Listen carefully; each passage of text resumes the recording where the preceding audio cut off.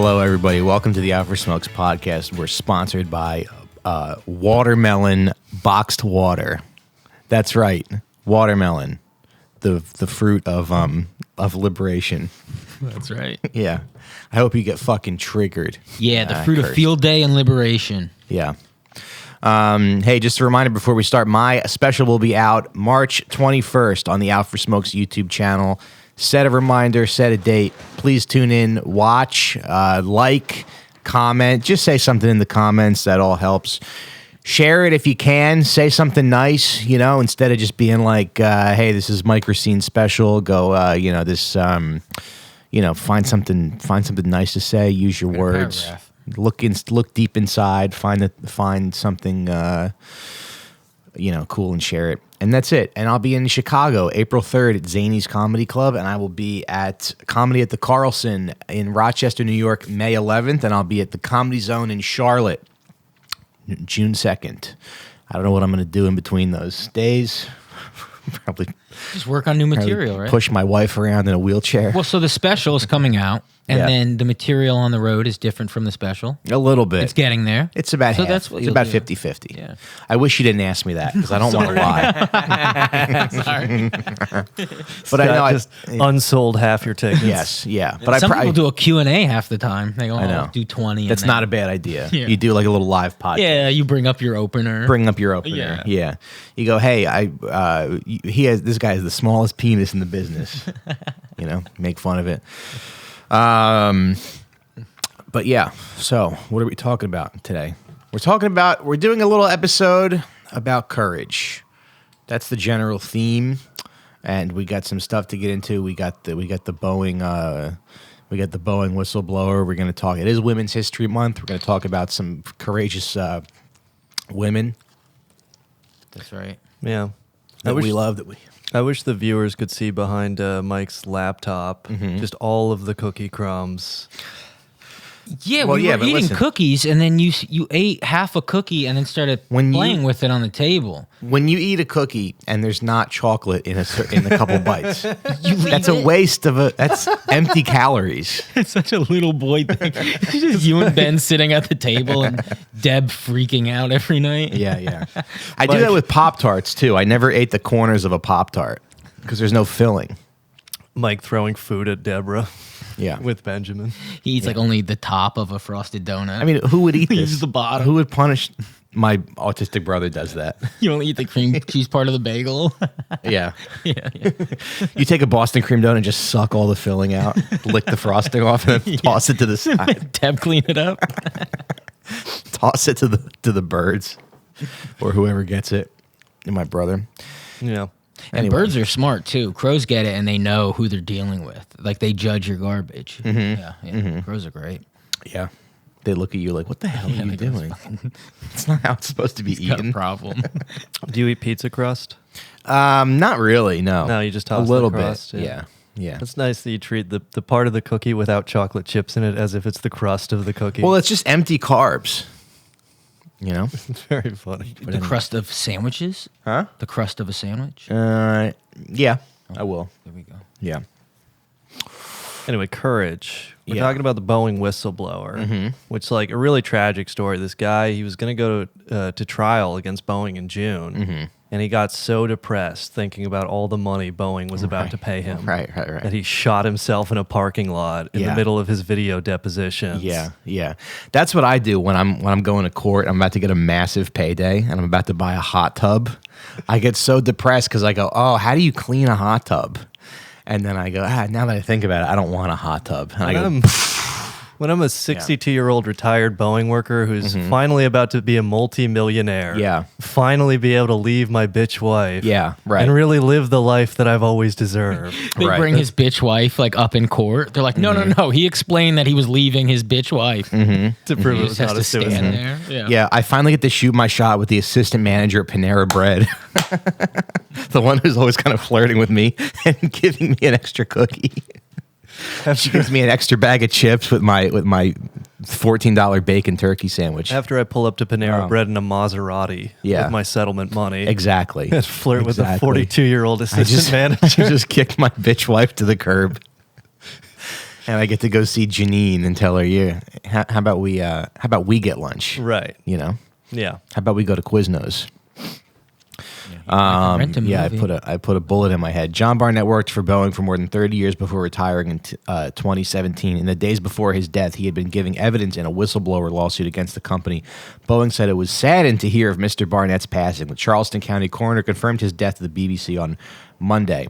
It is the 62-year-old. It said the 62-year-old had died from a self-inflicted wound on 9 March, and police were investigating. This is from the BBC. You know what I found? I found like a Jamaican article. It was written in like patois about the story. You're writing it? Yeah, should we yes. take a look at it? Yeah. Okay. Oh yeah, BBC does that. They do. How them find Boeing whistleblower dead for U.S. It's very funny to see this written in on a website. Them done find one former employee of Boeing dead for America. The man, D.I. man, John Barnett, de popular sake of how him been de raised concerns about the standards of production for the company. Barnett done work for Boeing, way be done of the biggest. Is this what a dialect is? Yeah, It's this is like a text message I get for a goat order. Yeah. I go, you don't text me, just call the place. Yeah. You're like, fuck off, scammer.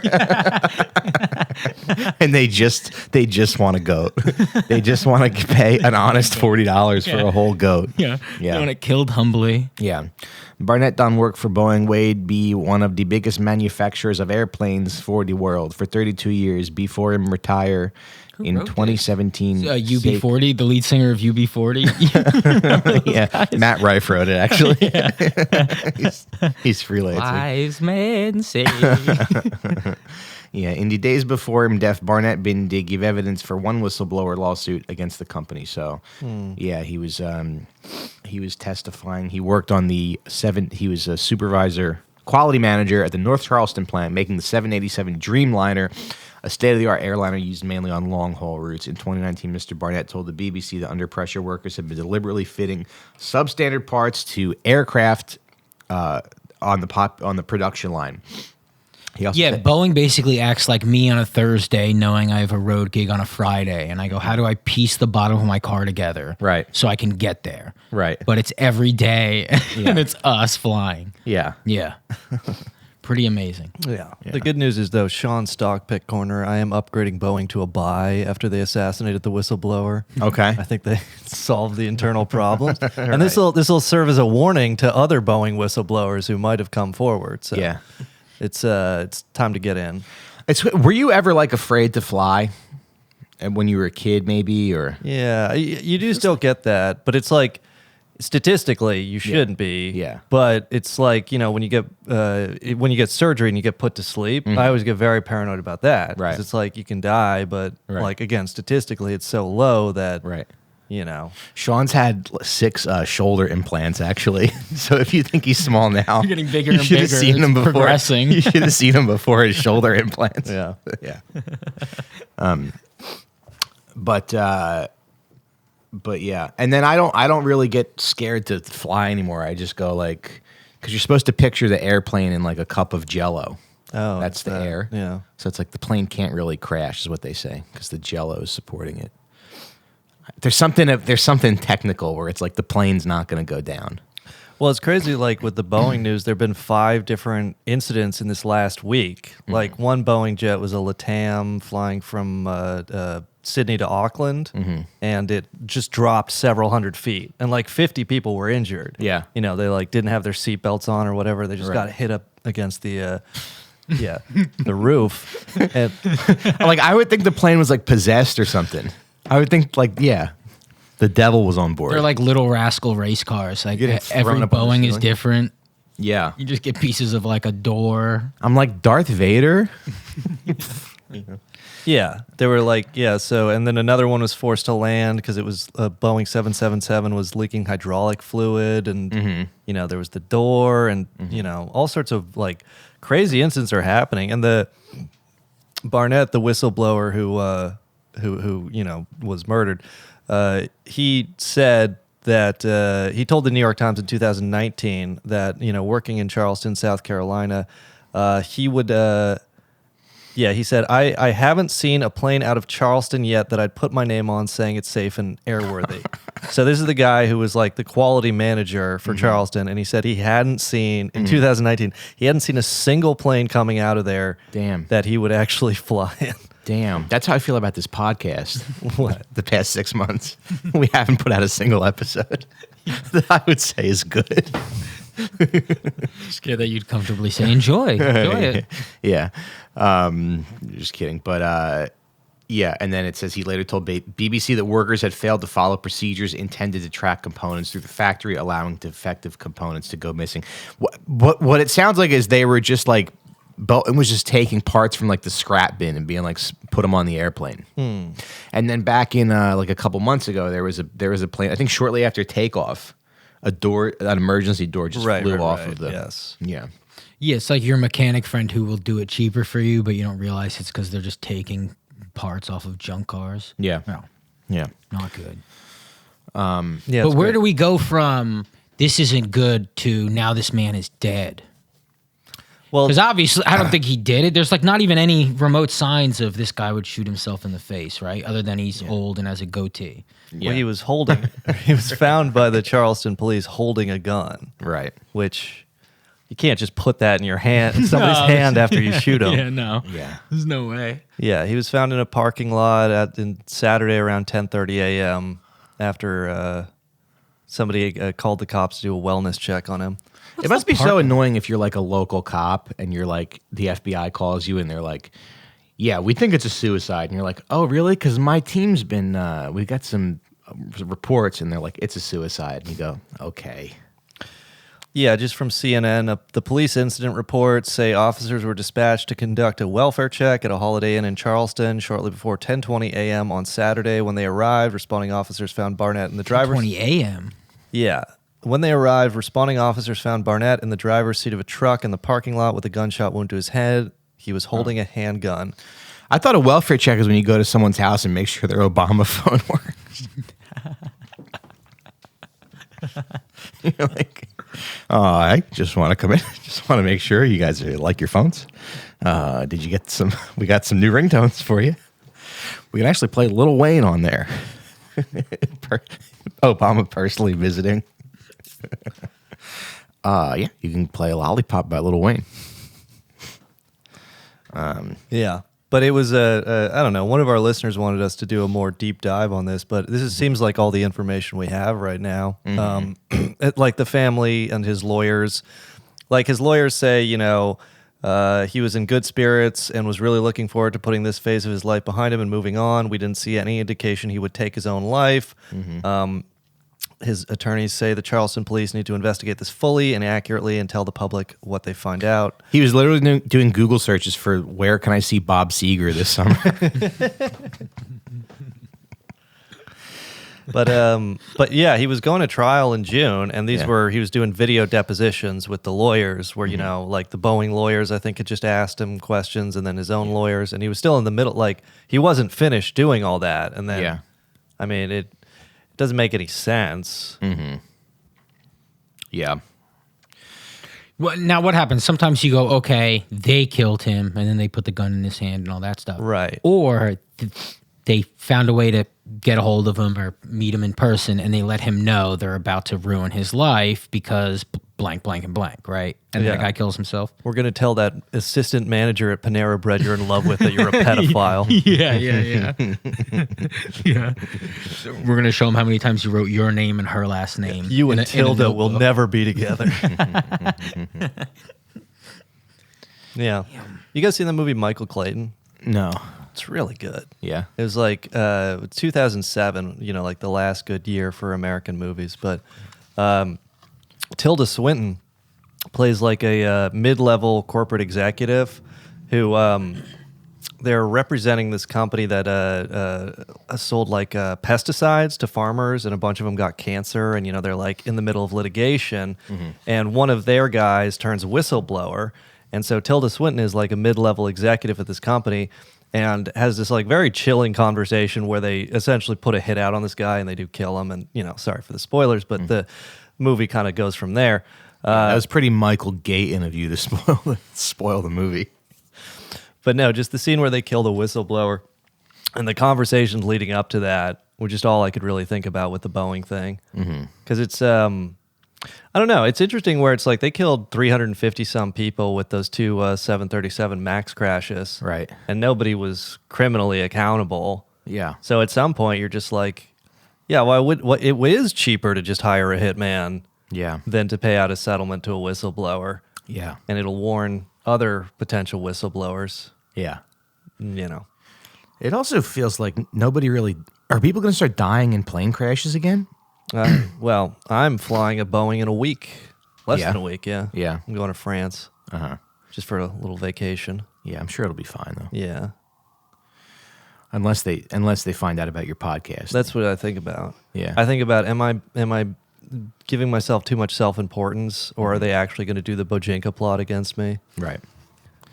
Yeah. Well, What's making you go what to are you- France? yeah, what are you doing in France? Isn't everybody shitting on France right now? They say it's like ugly. I guess so. No. Yeah, TikTokers are going and being like, Yeah. "This is Ew. trash." Yeah. Yeah. What are you going for? Just vacation. Nice. I just need a week in Europe. By yourself? Yeah. Nice. But yeah, I found this other article that talked about kind of like, you know, the guy and who he was. I think the people who knew him said he was an honorable guy. He had a lot of integrity. It says the family of Boeing whistleblower found dead on the day he was scheduled to testify against the jet plane manufacturer blamed the company's hostile work environment for his apparent suicide. He was suffering from PTSD and anxiety attacks as a result of being subjected to the hostile work environment at Boeing, which we believe led to his death. Now, he didn't work at he was forced to retire in 2017, Yeah. and now he's involved. So it's not like he's had 7 years to like chill out. Right? Yeah. No, it doesn't make sense. And it seems like they do this when someone kills themselves. They find their family, and they get like their brother to go, yeah, he was stressed about, you know, he ran out of Simpsons episodes to watch, and he was really bummed. Yeah, they tell the family, you better stick to the official story or you're going to have a flight on a 737 MAX soon. Right. It says things greatly changed for him when he learned that upper management was pressuring the quality inspectors and managers to cut corners and to not follow processes and procedures with which they were required by law to follow, the family said. They said Boeing pressured workers to look past defects to avoid slowing the assembly line, and those who refused were labeled as troublemakers, retaliated against, and subjected to a hostile work environment. But yeah, he didn't work there since 2017. Barnett, It's like when you get a job at a deli and they drop something on the floor, and it's the first time you saw them do it, and you go, "No, don't do that." And Yeah. they go, "What the? Are you serious? This is what we yeah, do." yeah. That's just every job. Right. Even at the airplane store, they're just Sure. like breaking shit and going, "Shh." yeah. And if you say something, you're like annoying. You're the loser. I mean, it is crazy how few plane crashes there have been. Like, Yeah. we haven't had a real plane crash since the U.S. Navy shot down Flight 800 and pretended it was a plane crash. Right. Why they do that for fun? That's what the weirdest one. Like the Flight 800 conspiracy is out in Long Island, and literally dozens of witnesses, literally every single witness, say they saw an object that was clearly a surface-to-air missile go up and hit the thing. Yeah. And like the National Transportation Safety Board and the CIA actually came in and made like a reconstruction of what happened. Yeah. Like a video thing, and they said, oh yeah, it just spontaneously exploded Combusted. somehow. Yeah. So they just disregarded all those witnesses. And you know, I haven't looked on it that much, but my understanding is it was a U.S. Navy missile that shot it down. There was a training exercise in the area. So it's like, did they just accidentally shoot it down and then cover it up? Right. Or, you know, some people have looked at it like maybe there were people on board who needed to die. I haven't looked into that, but it could be one or the other. Yeah. Yeah, it's like your first day at Burger King and you turn the grill up too high. You know, it's typical. Dude, a training Similar to accident where you shoot down a plane. Plane full of people. You're like testing out heat-seeking missiles. Oh Yeah. no! Yeah. Damn. Yeah. Yeah, you're just 19 there for the free college. Yeah, It's just like, what is this button do? I backed up a moving truck into a pole. You know, right. accidentally shot a plane down. Did you really? Backed up a moving truck. Oh yeah, a few times. Yeah. yeah, definitely. Nice. Yeah. It happens. I think that was 1996, Right. TWA 800. When I did PA work, I would drive trucks too. Oh, I'd yeah, always bump into shit. Yeah. dude. Well, now all the trucks have the backup cameras. Oh, wow. So it's like this generation of kids, they have it too easy. That's huge. Yeah. Yeah. Yeah. Yeah, I used to just hit shit and keep it moving. Yeah. I was backing out of a lot one time and I like ran over the hood of this car. And then, but it was so late, I was like, I have to just get off the car and I have to just, it was, I had worked like 12 hours. Yeah. And so I kept like putting the car in reverse and then drive again just to get the underside of the box truck off the hood of this car. And I just made it like so much worse. And then the cops had to come and like attach a chain to the car that I hit and like pull it out, pull the car out with a chain. Yeah. Damn. It was really windy the other night and I was driving home and a big poster hit my car. And then I remembered like 2 seconds later as I was driving that someone on that same road as you enter my hometown, he got in a fight with his girlfriend. He like jumped in front of a car and killed himself. And so I was like, fuck, it might have been a guy. And so I turned around and looked around for like 3 minutes. Like, was it a person? Was it a poster? And then I found the poster. And I was like, okay. Yeah. Man. It's a good way to win a fight with your girlfriend. It really is. It really is. Just very tired of her having the last word. Yeah. Well, it was one of those things where everyone was like, I think, someone hit him and then they're yelling at the person that hit him. Like, what the fuck happened? Yeah. And then they go to his house and he's like, I'm going to jump in front of a car tonight. Yeah. Like, oh, well, we can't yell at this person that much. Yeah. Yeah, I got in a fight with my wife the other night because I came home and Benjamin was like wide awake and I went into his room. I go, look at you, you're awake. And then she got pissed at me because I like went out of his room and then I turned the light on. And she was like, I'm trying to do bedtime and you're like, you're doing this. Anyway, we got into it, but then when you, Anyway, when all you're the upset- lights came on after that. Yeah. Well, she said something like really shitty to me, and I was like, "I'm sick of the way you fucking talk to me." Yeah.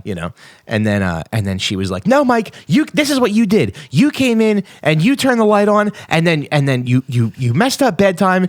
But then she just like talks and talks and talks until like what you said is completely invalid. I think that's like her arguing style. Yeah. And I was like, if I died right now, this would be the perfect time to go. Yeah, you just go under the bed and get your tank of kerosene and start walking towards the Israeli embassy. No, but yeah, right. But It's time.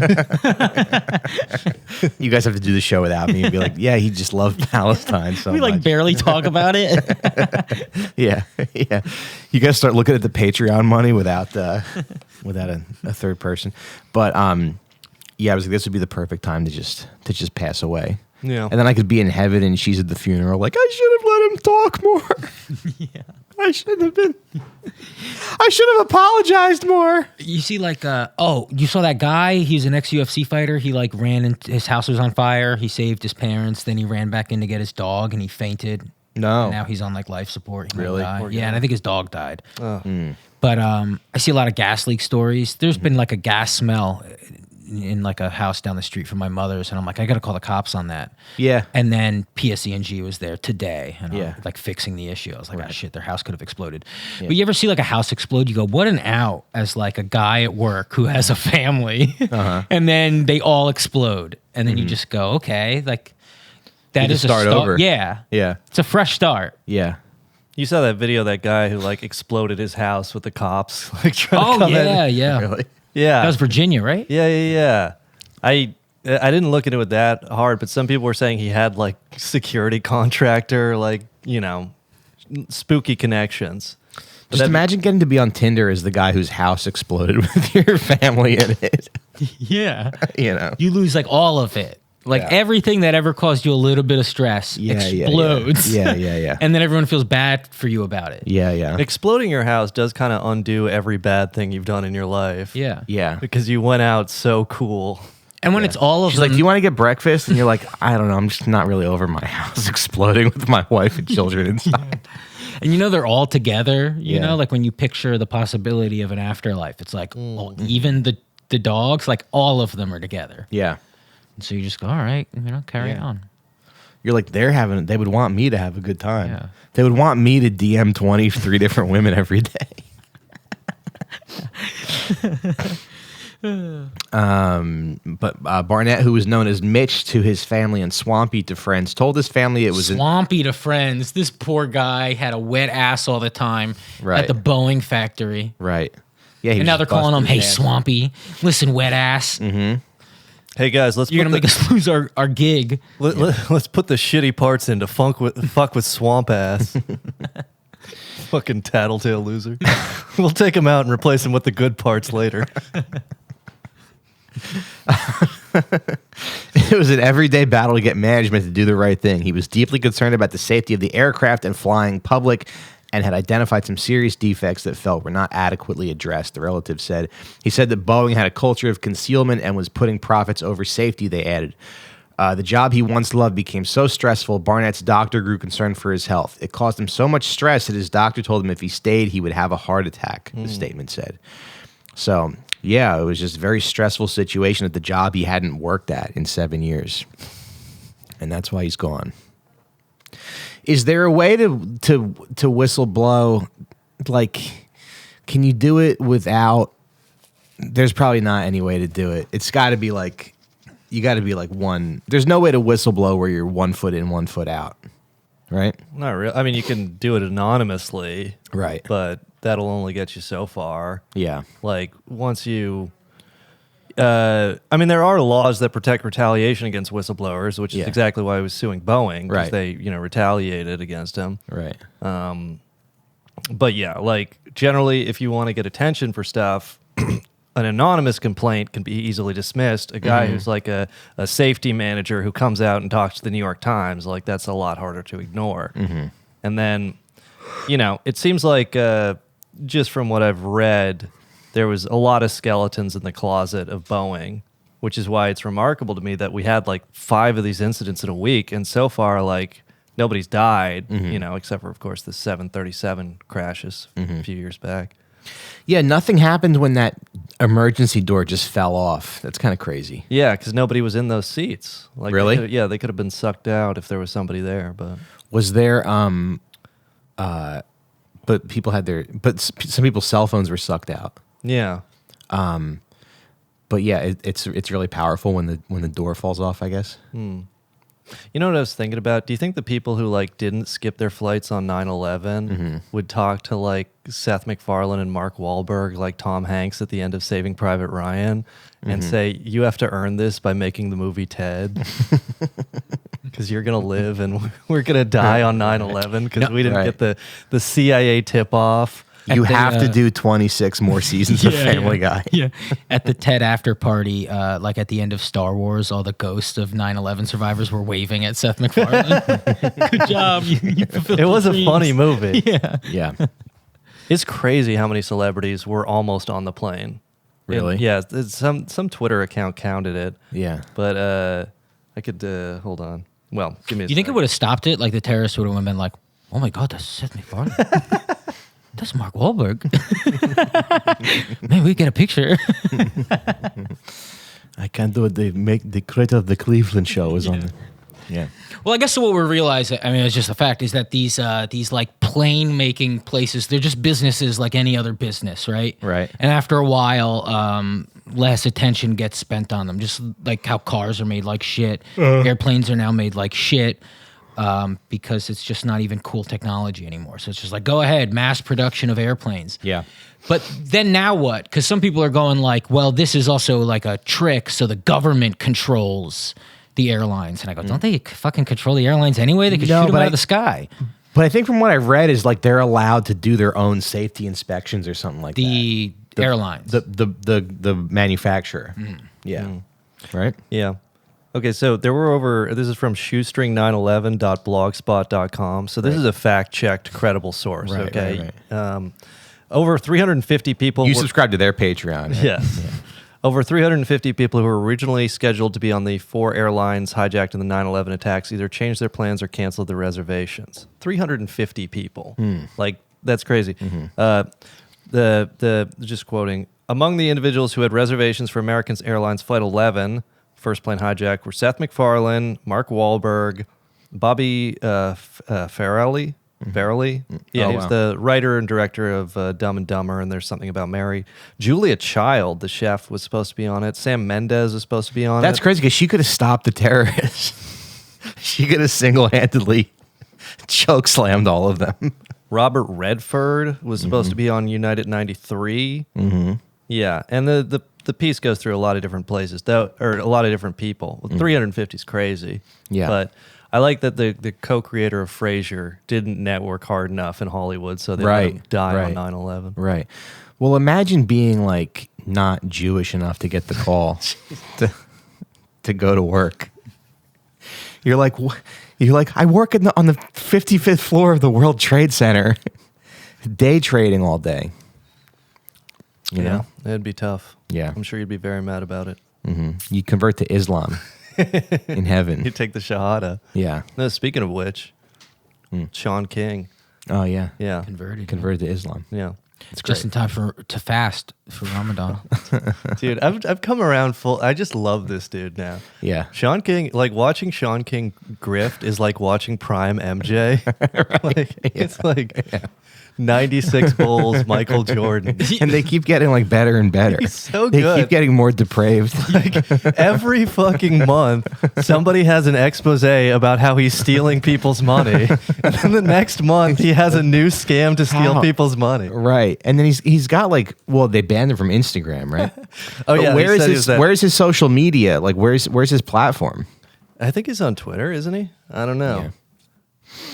But yeah, it's great. So he took the Shahada with his wife, converted to Islam, and then immediately launched a fundraiser for Gaza that raised over $1 million.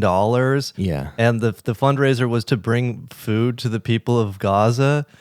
You actually can't do that because of the Israeli blockade. Yeah. Like he raised over $1 million. Yeah. And he's going to pocket basically all of it after converting to Islam. And he's selling like, so he's fasting with his wife for Ramadan. But he still might be a net positive on the world. It's very possible. I mean, he was very diligently and consistently sharing like, Gaza stuff. I mean, he did get those 2 Israeli hostages back. So we do have to give him credit for that. Of course. He's like Bubba Sparks. You question it at first because you're like, there's no way. And then there's like 2 good songs. You're like, Bubba Sparks kind of fucks, you know? He likes hip hop more than we're giving him credit for. Yeah. Yeah. Like he does seem kind of down for the cause. He steals money, but then you go, oh, wow. How's he going to steal any of this money? We're all watching him. Right. Yeah, this is so bad I like forgot that he's white. Exactly. Dude, he rules so much. Like He's I in was laughing out loud reading his Wikipedia article. Yes. So he, So Tamir Rice, obviously tragic story, 12-year-old kid shot and killed by the Cleveland police. Shaun King finds out that Tamir Rice's mother had been in a homeless shelter, hadn't got any money. He launches a fundraiser, and then Tamir Rice's mother has to get an attorney to go publicly. We saw none of this money. He uses the Tamir Rice money to buy himself a $40,000 purebred Mastiff guard dog. Yeah. Holy shit. 6-figure guard dog. Something is like deeply wrong with this country when your 12-year-old son gets killed by the police and you end up in a homeless shelter. It's fucked up. What Yeah. is what are we doing? To be here? clear, that's not the part of the Wikipedia article I was laughing at. Right. I just spending $40,000 on a purebred Mastiff. Yeah. It was very funny to me. Yeah. Um, But he was posting a lot about Gaza before he got banned. Yes. There was that one post where it's him standing in front of his window and he goes, "This is me getting ready to write my first post about Gaza."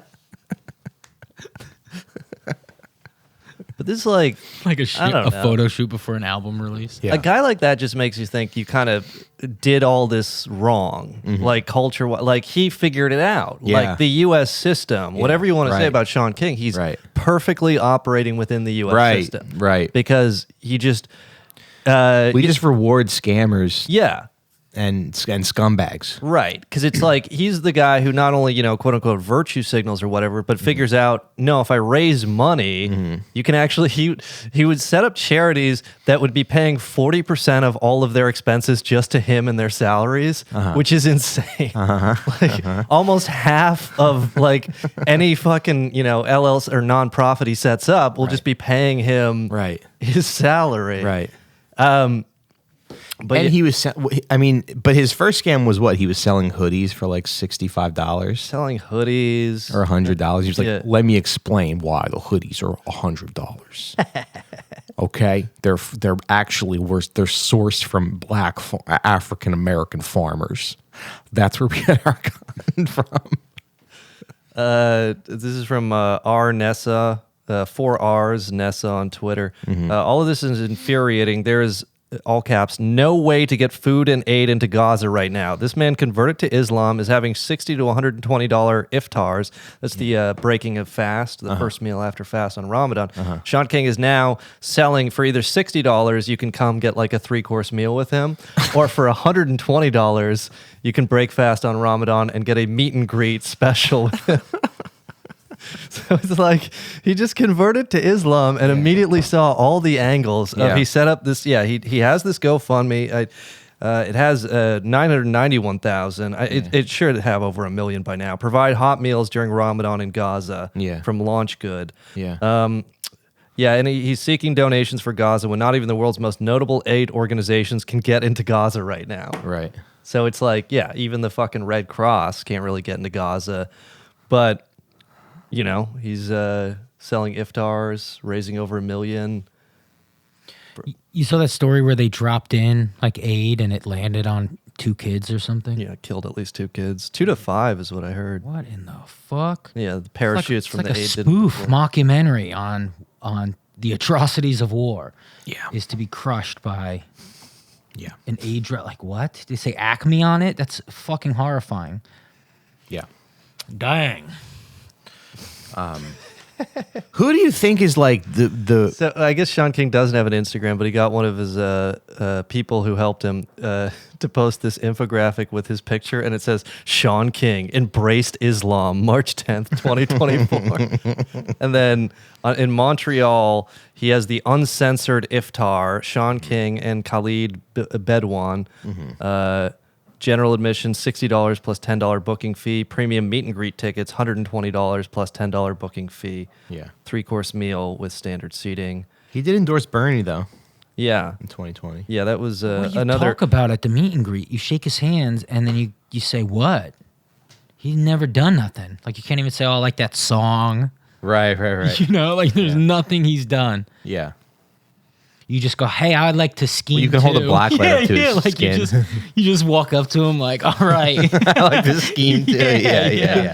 He's gonna sell courses on how to. Yeah, I like that 5-bedroom house in New Jersey you bought with the Black Lives Matter money. Yeah.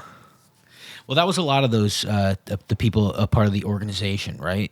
They bought like a bunch of shit with it. Yeah, the Black Lives Matter nonprofit. Yeah. They were also It all scamming. went to like 4 people. Yeah. Right. I mean, had brunch every day. What could we do?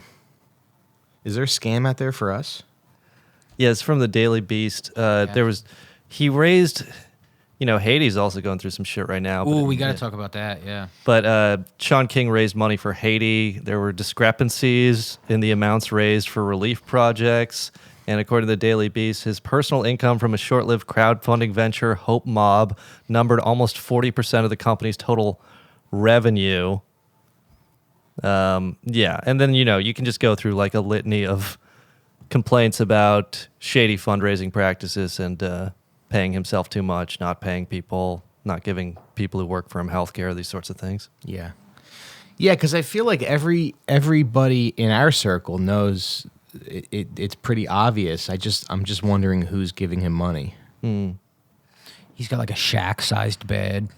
Mm-hmm. Should do cribs for guys like this. We deserve to know. Yeah.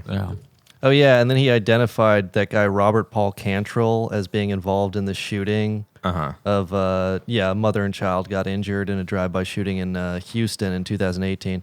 Yeah. He identified Robert Paul Cantrell as being involved in the shooting in a tweet, and then that guy committed suicide in July 2019 in his jail cell.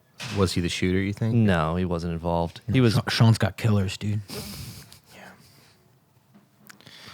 Yeah, I mean, raising money for Tamir Rice's mother is very low. Yeah, they had to sue him, and then it got put in. The money Shaun King raised got put into Tamir Rice's estate. Finally, after. Did he say that he needed the mastiff to like protect himself from all his haters? Yes. There's been threats on my family. that's why I need to spend $40,000 on a dog. The two Israeli hostages, their family, the first thing they said in this statement about after he said that he helped get the hostages out, the first thing the family said was, quote, "First and foremost, we want to make it clear he's lying," unquote. Do you think he's actually white? That's the thing is, what on his birth certificate, his dad is listed as a white man, but his mother says that his real father is a light-skinned black man. But on his birth certificate, it's a white man. So what about his mother? I mean, what about his mother white? His mother's white, yeah. Really? So he is biracial, or he says he's biracial. He looks biracial. Yeah. He's probably biracial. He went to Morehouse on like an Oprah Winfrey scholarship. Wow. Historically black college. Yeah. So, That's a black man. If I went to Morehouse, I'd be telling you I'm black, and I'd like you to argue against it. I mean, it's like only black people are allowed in, right? Is this supposed to be him as a kid? How does that work? that can't be real. Is that supposed to be him as a kid? Sean, the like historically black schools, how does that work? It's whites are not allowed? No, you can go if you're Oh, white. you can go, but Yeah, it they would be just like have- absurd. No, they have white students, but it's It's like a little rude. majority African Americans. Yeah. Though it's like the Oprah Winfrey Scholarship specifically was supposed to be for an African American. So it'd be funny if he lied about his race. Just Yeah. to start there. What is race even, you know? I mean, I gotta pee. sometimes I don't always feel like a white man every day. Yeah, well, you're Italian. Yeah. Anyways. Anyway, so it's a man to look up to. yeah, for sure. And he's got the courage to, not care what anybody thinks. I think it's cool to just dab on hostages by having a bigger platform than their family does. And just lying publicly Yeah. and knowing that they Right. can't do anything about Like, it. what are you going to do? Yeah. Most of his lies seem kind of harmless too. Yeah. I don't know. It's Yeah. just like that is the American dream. Is just hosting fundraisers and then keeping all of the money. Yeah. Well, moving on. It is March is Women's History Month, so we do want to celebrate some courageous women, some women that have the courage to be themselves, do art as themselves. I was listening to some Lil Kim songs. I was on the road this weekend, and I was playing some Lil Kim songs, and I don't know. I just want to give a little shout out. I mean, she's great, and she was rapping about like getting her pussy eaten and sucking dick in like 1994. Yeah. There weren't even female rappers in 1994. You know, and nowadays everybody's doing it. Nowadays it's my pussy this, my pussy that. Well, it was easier for Lil Kim because that was the one rapper Diddy didn't have sex with to get a contract. Right. But you would think that would make it harder. Well, she didn't have to have sex with Diddy. I don't know. Yeah. I just want to play this song. This is a song called this song. Are we going to get struck for this if I play a song? From Lil Kim? Yes, we will. Okay. Well, then Hardcore I guess I'll just have to Just have to recite read it. all the lyrics. Yeah. Read, my friend. Rap them, dude. Yeah, she has a song where the song's called "Not Tonight," and she goes, I know a dude named Jimmy used to run up in me nighttime when he drunk off that Henny and Remy. I didn't mind it when he fucked me from behind. It felt fine, something fine. I used to trip when I sucked his dick. He used to pass me something credit cards and shit. Sucked him to sleep. Took the keys to the Jeep. Told him I'll be back. Go fuck with some other cats. Anyway, she goes on to talk about. That was your away message one time in middle school. I was like, what's wrong with Mike? Yeah.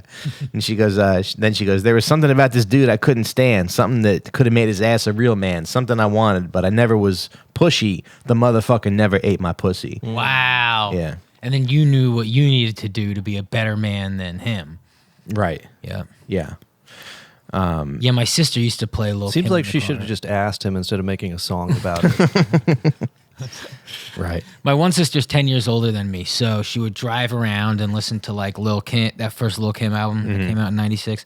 She would listen to Big Pun a lot, DMX a lot, and blast it on. You remember, like young dumb people was always like subwoofers and shit. Yeah. And I would just be like laying in the back of the car, like, please Embarrassed. stop. I remember that I used to too, get yeah. so scared. It would scare. I'd get scared. Yeah. And it would just be like, like I'm gonna grab your I had head, that experience shove too. it in my I pussy. know, Like, it's Lil like- Kim was so graphic. And I was Yeah. like, ah. And it would You go, smell, why I remember it can't we smelled like just- beer because like she'd party at night, you know? yeah. They had the funnels in the back seat of the car. I'm like, you're a bad person. I know that feeling. I'm like, why can't we just enjoy this at a normal volume? Yeah, You know? for sure. Yeah. But So Lil Kim's like a trailblazer, I guess, right? In terms of what she was saying. yeah, I think so. Yeah, I think there's like a rewriting of history in terms There's of just like nobody- how female rappers rapped because female rappers have been great at rapping like, Sure. the whole time. Like Queen Latifah's a good rapper. Sure, like, sure. Good. I mean, Lauryn Hill is better than most people, right? And then But Lil Kim was yeah. phenomenal. Yeah. But she was so just like unapologetically herself to the point where I'm like, I wonder if she had like autism. Like, you know how some people's autism is like for trains and some is for, and then girls' autism is about horses. Yeah. Maybe she had autism for getting her pussy. Her She's so pussy. specific She about was her hyper pussy being fixated. Yeah. Yeah. Yeah. Yeah. So yeah, I wanted to say shout out to a real one. We'll play some music over on the Patreon. I got some other rap songs. Well, Lil Kim, I want and to play for you guys. I know you know this because it said it in the article, but she has an album coming out, right? She has so this is from People magazine in November 2023. It says the headline of the article is Lil Kim claims that her memoir pre-orders are outselling the Bible. That's so cool. Yeah. She like changed her face all up and everything. She's going through it. Dude, I love this fucking country, man. Yeah. But it says, from People magazine, Lil Kim has topped the charts in the past with her music. Now she's gearing up to release her long-awaited memoir, The Queen Bee. Will it sell more than one of the most popular books of all time? During a recent Instagram Live, the Not Tonight rapper spoke about her upcoming memoir and claimed it's currently, quote, surpassing the Bible in the amount of copies pre-ordered thus far.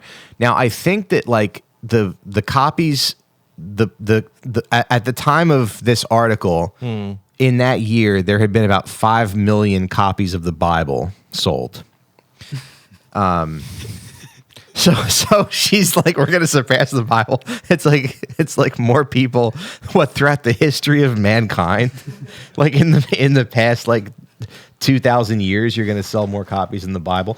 But that's I think that's a good attitude to have, especially when you're in show business, you know? Yeah. We got to start talking about our podcast like that. She better be just as autistic about her pussy as she used to. Like now that she's 49, she better be talking about how like she wants to fuck, but now all of a sudden she's sweating a lot. Now she has to shit a lot. Right, Maybe right. if you fuck me, I'll shit. Like Right, that should be her conversation. Like Yeah. real adult conversations. Yeah. Which is like, I'm a woman, I'm constipated, maybe fuck me and I'll shit after this. Yeah. And you go, okay, that's my duty as a man. She's like, you better fuck me and give me some head and then take me to Panera Bread. yeah. I want that lemonade that kills you. Yeah. It's all about leasing a car and shit. Yeah. Getting her pussy eaten in a car that she leased. Yeah. But she said, when we post our pre-sales, we'd be surpassing the Bible. And that's crazy, said Lil Kim, 49 in the clip. from the Well, that is broadcast. crazy, Kim. Yeah. That's since been shared on social media. And the thing is, it's like the Bible. I don't take that lightly. Y'all already know that. I love that. She's sitting there with the pressure of like following up the Bible in her head. Yeah. She's like, I don't take that lightly. I recognize that you're seeing this as just as important. Yeah. And so I'm going to bring that to you. Yeah. This is her memoir. Yeah, but it's been thousands of years since Jesus wrote his memoir, so he's kind of coasting on his laurels at this point. Yeah. My problem, and I don't know because I don't know enough about Lil Kim's history. I could just watch like one YouTube documentary. I would assume people have maybe lied on her and said that Biggie wrote her lyrics. Right, I've heard that. Because after that 1996 album, it's like there's one in 2000. It's all like she's featured on stuff that is big deals after that 96 album. Yeah. And then you're just picturing Biggie sitting there like, you know, talking about how bad he's going to drool over your cock. Right. You better eat my pussy. But there's something about like, when you're a creative person, you Maybe Biggie know. did write like all those little Kim lyrics about like sucking cock and stuff, but that was all the stuff he did to P. Diddy. Right. I did see a tweet where it's like Biggie in the studio being like, "You're so hot, I'll suck on your daddy's dick," and Right. Puffy being like, "Ooh, this is fire."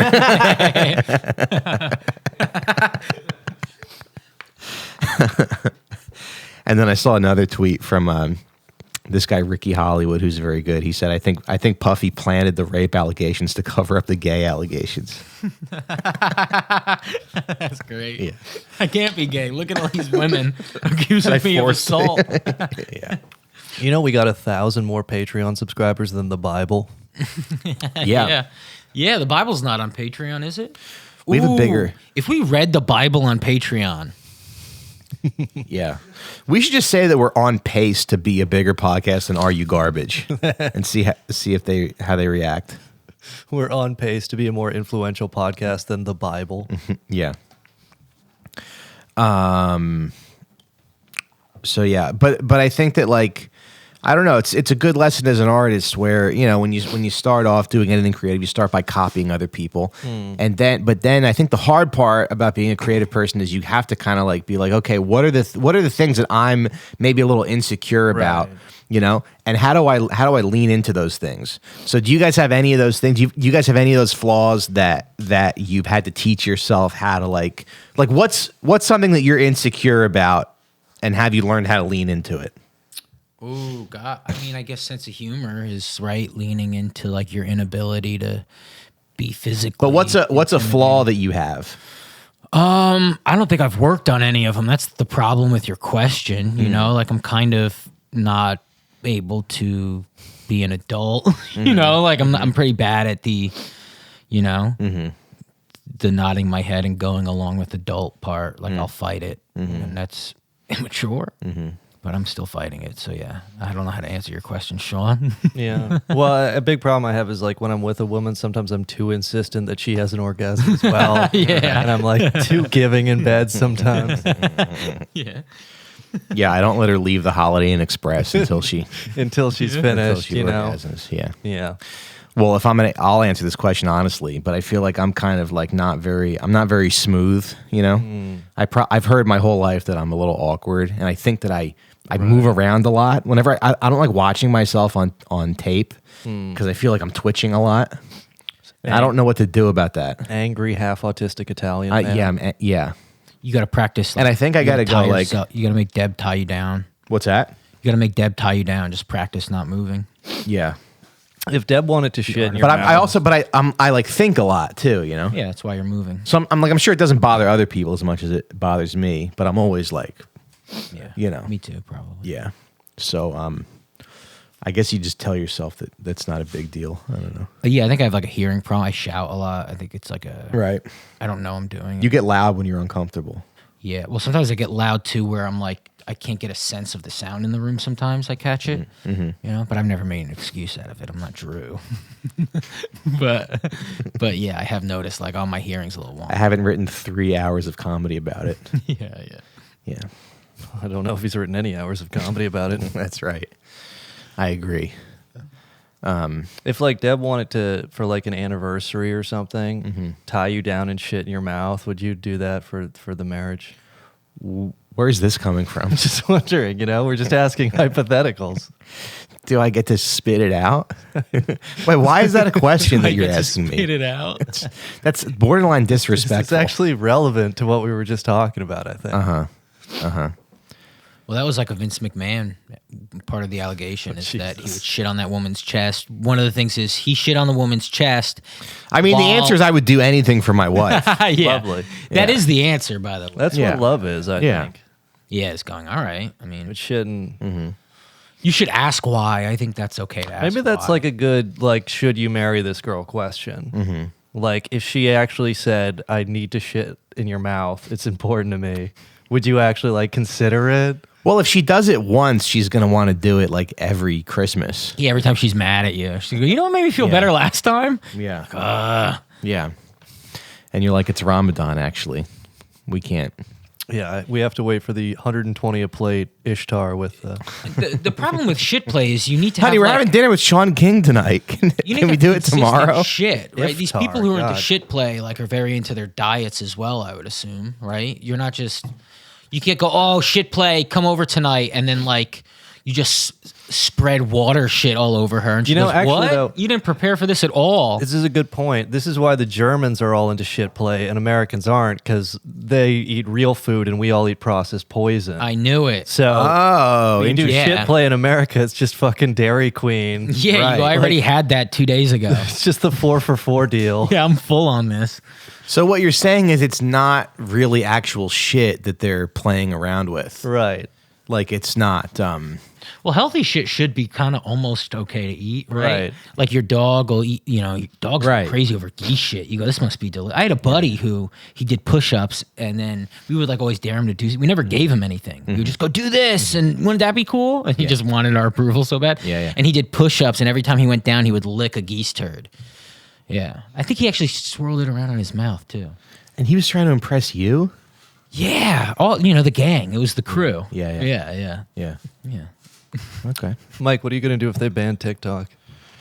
I don't know. I enjoy TikTok. I like scrolling. I like the recipes. Every other social media. See, the thing with TikTok is every other social media app is imitating it. Instagram Reels, YouTube Shorts, Facebook kind of has like their own version. But Well, I don't know. Yeah, I think they should replace TikTok with a social media app that tells young Americans how cool it is to die in Israel's wars. That's my fucking problem with this. Didn't something leak where they're openly talking about how TikTok is an issue because the youth are realizing that they're monsters? Yeah, the president of the Anti-Defamation League, which is a pro-Israel lobby that disguises itself as an Jewish organization that combats anti-Semitism, but he was recorded saying that saying essentially that young Americans are turning against Israel because of TikTok, and I think they're deluded. I mean, maybe that's a factor, but I think they're really deluded, and everybody's just kind of getting high on their own supply. And they think if they ban it, then this will change their young Americans' views on Israel. Though it's also like, But look, I just watched the guy make jambalaya in like 50 seconds. yeah. Though It is also like all that data is worth a ton of money, which it's like that's sort of the one, that's the one giant pool of user information that's not controlled by an American company, or at least in the U.S. side of it. But is China making what they're kind of implying is China is spying on us, but is the truth China's just making a huge profit? I mean, they're obviously Mostly benefiting. that. Yeah, Mostly I mean, profit. it's mostly that. They just don't have the same pro-Israel algorithm that every other American-owned social media site has: Instagram, Twitter, Facebook. Yeah. Because those sites interact much more directly with the Israel lobby in the United States. I found a great TikTok series. It's this history channel.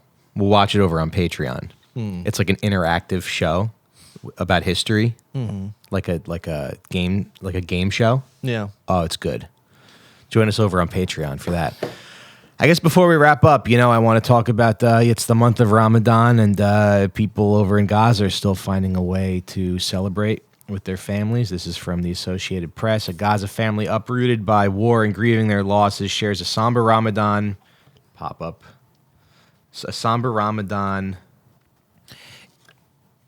Meal in a tent. meal in a tent. You're just Meal in a tent. Yeah. It was a somber scene as Rhonda Baker and her family sat on the ground in their tent in southern Gaza sunset Monday for the meal breaking their first day of fasting in the Muslim holy month of Ramadan. These people are like, their mosques are all destroyed and they're just going to the rubble. And I saw praying. first night they You weren't can't even defeat letting these them in. people. no. I just thought it was funny that you couldn't see that the phrase behind that pop-up was "meal in a tent." Yeah. Well, I just think it's funny that you're going blind and you're illiterate and you're stupid as shit and you have How no am I- business I don't hosting think- the podcast. what's that? You have no business hosting the podcast. No business hosting. So you sit in the middle. Yeah. Anyway, you're probably right though. No, I'm just talking shit. I'm not good at directing the no, show. you're pretty good. No, They shouldn't be fasting at all in Palestine. know- Like, that's obviously a piece of it. I'm better at excused. right. 1,000 Out for Smokes fans can't be wrong. Exactly. Anyway. Yeah. For Muslims, the holy month combines self-deprivation, religious reflection, and charity. For the poor with festive celebrations as families break the sunrise to sunset fast with iftar, the evening meal. In peaceful times, Baker would decorate her house and put together elaborate iftar meals, but like everyone else in Gaza, her life has been shattered by Israel's massive campaign of bombardment and ground assault. Since her husband's death, she, her children, and her mother have fled the length of the territory and are now in Muwasi, a rural stretch of southern Gaza crowded with the tens of Palestinians who have fled their homes. They're probably going to start bombing that pretty soon, if I know them. Israel declared war after Hamas's October 7th attack on southern Israel, in which militants killed 1,200 and took 250 hostage, more than 31,000 Palestinians. That's not what happened. Exactly. No, somebody sent me an article. The guy who ordered the shelling of Israeli homes has been promoted. Oh, yeah. Where is it? Commander Barak Hiram, who ordered Israeli tanks to shell a house with Israeli hostages inside on October 7th, is being promoted by Netanyahu. There was a story on Twitter. There was a husband in Gaza. He spent 2 days looking for like someone having chicken, because there's so little food in Gaza. And he actually just took a picture next to the meal, and he didn't even eat anything from it. It was like for a family of 18. But he took that picture next to it so that he could text it to his wife and say that I found chicken to try to get her to break her fast and actually eat something. Yeah. Because she was fasting for Ramadan. And, already these people are being starved. So, like, that will wear you down. And it's just like, just to do that, like the amount of love that you have to have for somebody to just go out and be like so insistent on them eating something that you're going to do all this. It was really beautiful, and I really had to stop myself from making any sort of point about how men actually are capable of real love and women aren't, and no woman would ever do that for her husband. Now, why is it women aren't? Why do you have to add the women aren't part? Well, that's what I'm saying is I didn't actually make that point. Yeah, I allowed myself to experience the beauty of true love and not turn the genocide of Gaza into some sort of MRA sticking point. Right. But, that really inspired me. It is beautiful what love is. But, it inspires and it horrifies, where it's Israel is saying they're probably going to start the assault on Rafah. The Biden administration is saying they're not going to do anything about that. And I don't know. I guess we just got to keep going to protests and hope we can affect the outcome. I mean, I think in the long run, everybody's going to turn against Israel. It's just a question of when are we going to be able to stop this? Now, this whole red line talk, that's Rafah? Yeah. Okay. Rafah is It's like the southern part of Gaza. It's where they told everybody to go. Yeah, there's 1.4 million people there. And, they're already, throughout Gaza, there's already, like, lots of famine and hunger. But those people basically the casualty numbers would explode if and they're already an undercount. Like, it's been 30,000 since September. But once Israel, if they do start a ground invasion, like, that'd be a horrific slaughter. And they would try to get everybody, kill enough people to get them to go flee to the Sinai Desert and live in concentration camps there or something. And aren't they already kind of like settling Gaza? Yeah. Parts of Gaza. The Israel, they've just approved new settlements in the West Bank as well, because they're annexing that at the same time. Just stay in your own fucking house.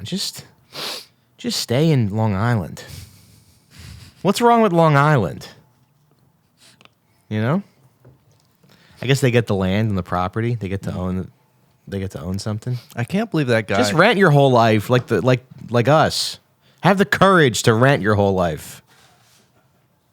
I can't believe that guy spent so much time trying to find a chicken dinner without even knowing that $1 million from Shaun King is on the way tomorrow. Yeah. I mean, maybe it gave, but the thing is, if Shaun King says I'm sending 1 million meals to Gaza, and you're over there and you haven't eaten in 3 days, and you go, oh, thank God. And then you get a little bit of hope, and then is Shaun King then a net positive on the world? That's a good question. It is funny. It is probably the people of Gaza are hearing about Shaun King for the first time, and just taking everything he says at face value. Yeah, it's like a new people to. They're building a statue of him. But does any part of you worry that like they're just gonna move forward? They're just trying to kill and displace everybody, and there's nothing we can do about it. Yeah, I mean it's a horrifying like background noise of life. Yeah. And the analogy is overdone, but I think it's accurate to say people in the United States right now, we are sort of like the German citizens who lived through the Holocaust. How dare you say that? Yeah, I texted DeVito the other day because it does feel like a World War III is going to happen, and they're going to call it World War III, and it's not going to affect. Like it's like I texted him like World War III is going to hit like Godfather 3. It's going to be something that you go, no, you could skip it. Oh, it's fine that you missed it. It's not that big of a deal. And so many people are going to be dying elsewhere, but it's going to be like a straight DVD war to us, and it's one of the world wars. You know, Still be podcasting. yeah, it's like you think like, oh, this epic trilogy, and it's like, no, the third one, yeah, it's going to have the same players, but half of them didn't even want to be involved. I mean, it's the Godfather 3. It's like, why fucking bother? Yeah. And yet everyone's going to die. Well, they're us. just making everybody very used to mass killing as like background noise of life. Yeah. And that's what's sort of happened with Gaza. It's just been going on so long, and these are, just mass slaughters of civilian populations with U.S. weapons and money. And it's just, I guess if you just do that enough, for some percentage of the population, that just becomes normal. And that's what Aaron Bushnell said. This is what our ruling class has decided will be normal. Yeah. And I don't know. I think that's very scary in that it could create very evil and distorted types of human beings, especially, to try to advance within such a system, to try to get a leg up and climb the ladder. Yeah. In such a sick system, I don't think we'll do any favors for humanity. Yeah, just like the inner lives, and the people doing this killing or being complicit in it. I think it destroys your soul. I think it just You feel like a jerk at the end of the day. right. Yeah, you don't I even do feel That's kind a of a relief, jerk. I guess. Yeah. See, I thought we were going to talk about Lil Kim, and We could talk about Lil Kim on the next thing. We still got to talk about that's all right. Haiti Yeah. and, Mr. Barbecue over there. What We'll he's up to. we'll show you some of our favorite TikToks. Yeah. And, And I got my dollar Penguin Classics Quran. I'll read from that. Yeah. Let's do that. We got a lot of Come fun hang. stuff planned over on the Patreon. And Patreon.com. Mike's special next week. Next week, yeah, it'll be on the Out for Smokes YouTube channel. I think you're really gonna like it. It took me about 5 years to write all the material, and then a year to release it after I filmed it. Because I'm a lot like Scorsese in a lot of ways. I take a long time to do something really big that's just under an hour. It's just under 50 minutes. But I trimmed all the fat out of it, okay? Because you guys don't have an attention span. So, like I said, watch the special. I really hope you enjoy it. And that's it. We'll see you over on Patreon. Chicago, April 3rd. Rochester, May 11th. Charlotte, June 2nd. I'll be in Europe. Ooh, do I have to cancel? I'll be in Europe this month. Next month. Next month. No. May. Yeah, unless you're flying Boeing, then you'll be in the Atlantic Ocean. Which is fine. But yeah, that's it. We'll see you next week. Bye-bye.